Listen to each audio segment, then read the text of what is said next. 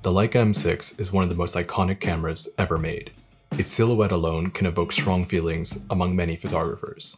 And up until its discontinuation in 2002, this silhouette probably evoked feelings of a strong, solid workhorse camera.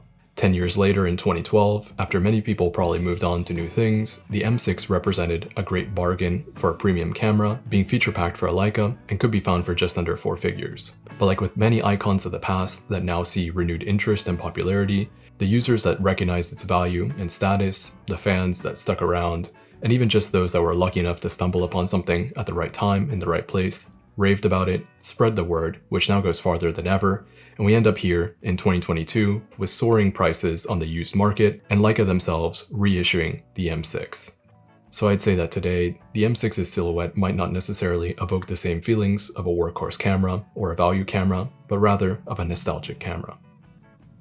I'm David, and this is The Whole Picture.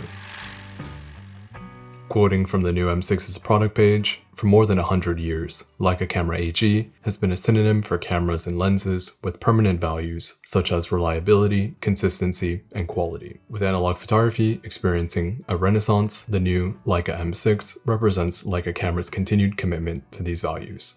While I don't necessarily disagree with what Leica is trying to market here, they are after all the only major manufacturer of cameras that never really stopped supporting the film user, but I can't help but feel that what Leica considers a commitment to these values in the form of a $5,000 new, old camera is something that doesn't really benefit the modern film Leica user nor the analog photography community as a whole.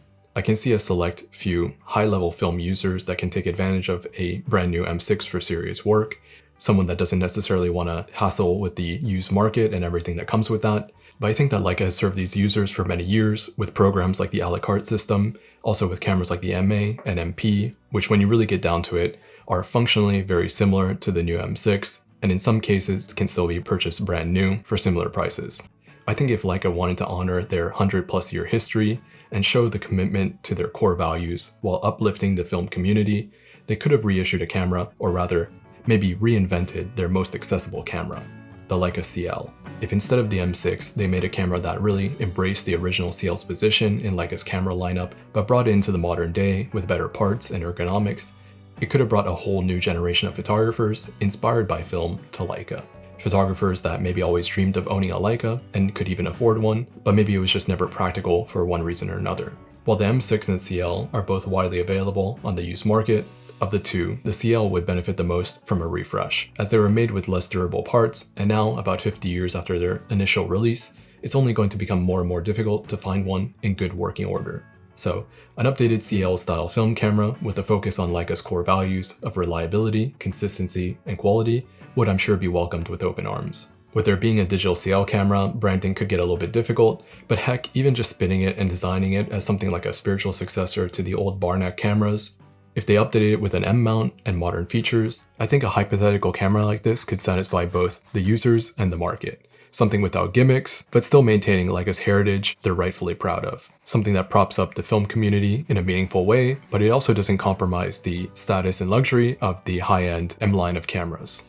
Or at least as a longtime film Leica user, it would offer me something different, because with the exception of a few limited edition cameras or specialty cameras, analog Leicas for the past 40 or 50 years have looked and felt and functioned very similarly. Of course, there are small details that do change, and at one point I was fixated on trying to find the perfect M camera, but in that pursuit, all I really found myself doing was spending a premium, often of thousands of dollars at a time, to improve the base Leica experience by 1 or 2%. And I have to admit that more often than not, it was more of an aesthetic improvement rather than a functional or practical one. The thing is, the silhouette that I've been showing you throughout this video is not of the new M6, nor of the old M6. It's of the M4 II. I wanted to do this kind of bait and switch because I think it helps illustrate that these cameras are all very similar, and it's easy to get caught up in the small details. They're not identical, and I'm sure that many longtime users, and especially collectors, would like to go to the mat arguing about the small differences, but when it comes to actual practical use, photographing with them, if you can look past the small details at the whole picture, these little Leica boxes that capture light are all pretty similar at the end of the day, especially when it comes to analog photography, and there are plenty of them out there looking for a home. I don't think we need more of the same thing when an alternative, actually the original, is still widely available on the used market. At the same time, this is why the reissuing of the steel rim Summilux is something that I actually embrace. It takes something scarce with many barriers to entry and opens it up for more practical use by more people. And I think this is what we need when it comes to the analog photography community, not artificial scarcity or extortionist pricing, especially going forward. To truly be experiencing a renaissance, in my mind at least, is not to rehash the old, but to embrace the lessons the past can teach us and bring those concepts, ideas, and tools into modern times in meaningful ways. For film, I think it means new tools that challenges the idea of a classic analog camera. And for Leica, it could be a statement that says, we're here, we've always been here, film never really died, and you're not too late to join the party. And now, we're taking our expertise, experience, and heritage and making a film camera for the modern day film photographer. Maybe something like a theoretical M0, a greatest hits compilation that could take all the best elements from the M3 up until the M11 and push it even further. That could be a modern flagship camera for many years to come, ensuring that film and Leica are here to stay, and that they're still the camera that photographers should aspire to use. But we all know what happened the last time Leica tried anything new with the M system. People complained, it got shut down, and now we've had essentially the same design for over 50 years. So with that, I'm really looking forward to the announcement of a new M6P with pre-applied gaff tape to cover up those logos and brassing pre-done at the factory for a stealthy yet trendy look for the street photographer and the street fashion icon. And for just the $2,000 premium over the base model, you too can have a piece of camera history.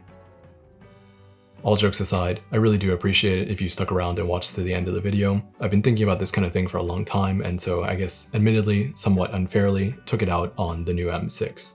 Because at the end of the day, it's easy to talk and speculate and make a video like this, but it's complicated to bring a product to market. And especially for a big company, they have to think about profits, so the M6 makes total sense. But I think it would have spoken volumes about the state of film if the last holdout of analog camera manufacturing made a film camera that you could actually buy with confidence at a reasonable price that could maybe bring the analog film culture over possibly the last hurdle into the modern day, being more accessible to more people. And if you feel otherwise, I'm sure many people will, I invite kind and courteous constructive talk down in the comments. Anyways, I'm David, and this is The Whole Picture.